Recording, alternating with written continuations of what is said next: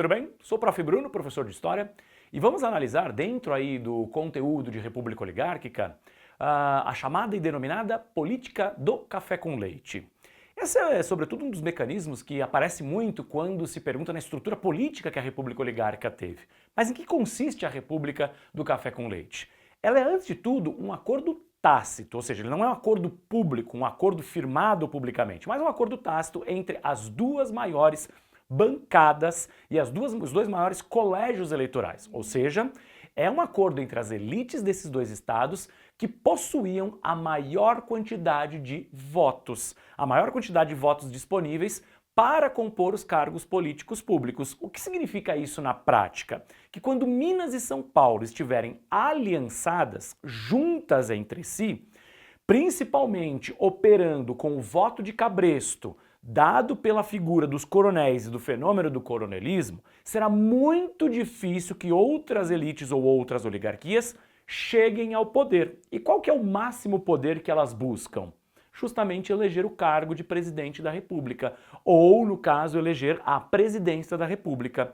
Quando que isso começa a ser, no caso, desenhado e construído? Com a figura de Campos Salles, nessa imagem que a gente pode ver aqui. É com a presidência de Campos Salles que, junto com a política dos governadores, vai se firmando cada vez mais a denominada política do café com leite. E basicamente em que consistia isso? A política dos governadores, como a gente já viu e já analisou em outros vídeos, ela consiste numa troca de favores entre o governo federal e as elites locais. Só que desses estados da federação, quais eram os dois estados mais ricos, com a maior quantidade de votos e a maior quantidade de população? Justamente Minas e São Paulo. Ao longo do século XIX e início do século XX, estas elites se constituíram como duas importantes elites, tanto econômicas como políticas, como a gente pode ver nesta outra imagem aqui. A figura do meio, o então presidente, no caso Prudente de Moraes, o paulista Prudente de Moraes, ele era uma dessas figuras articuladoras e que depois vai conseguir, no caso, aí, junto com Campos Salles, articular melhor a existência da política do café com leite. Então a política do café com leite, ela basicamente vai se basear em quê? Fundamentalmente em fraudes eleitorais. Como assim? É justamente a figura do coronel, por meio do mandonismo e das relações clientelistas, que vai dominar todos os eleitores ou todos os eleitores locais, forçando que esses eleitores votem nos candidatos indicados por essas elites ou por esses grandes proprietários de terras, as figuras dos coronéis.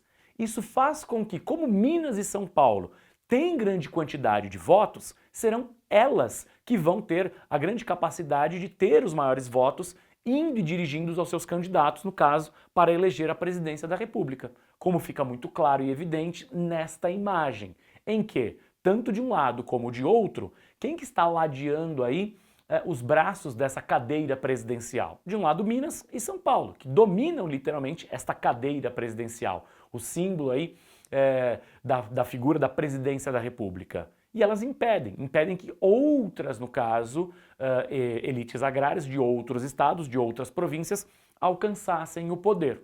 Então é essa troca de favores, esse acordo tácito entre as elites paulistas e as elites mineiras, dominando seus respectivos colégios eleitorais, os seus eleitores nos seus estados, é que faz com que eles tenham uma grande força e uma grande relevância. Sempre que eles estiverem aliançados, vão conseguir eleger o cargo de presidente da República. Quando que isso colapsa? Quando que isso entra em crise?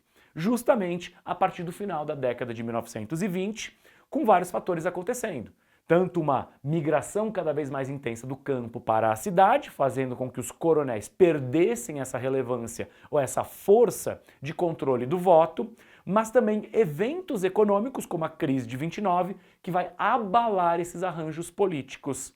E somado-se a isso, novos personagens e as elites também de outros estados tendo interesse em romper esta alternância de poder entre Minas e São Paulo. Daí que a política do café com leite ela foi fundamental para fazer valer, para fazer vingar os interesses econômicos e políticos de mineiros e paulistas. Mas chega uma hora que ela vai chegar ao fim pelo seu desgaste e, sobretudo, por uma incapacidade dessas elites conseguirem se compor novamente e o surgimento de novidades, tanto econômicas como o início da industrialização, mas também de novos grupos políticos querendo acessar ou chegar ao poder. Tudo isso vai se precipitar, tudo isso vai, no caso, colapsar com o evento da denominada Revolução de 1930, que encerra o período da chamada República Oligárquica e dá início a um outro período denominado Era Vargas. Bons estudos!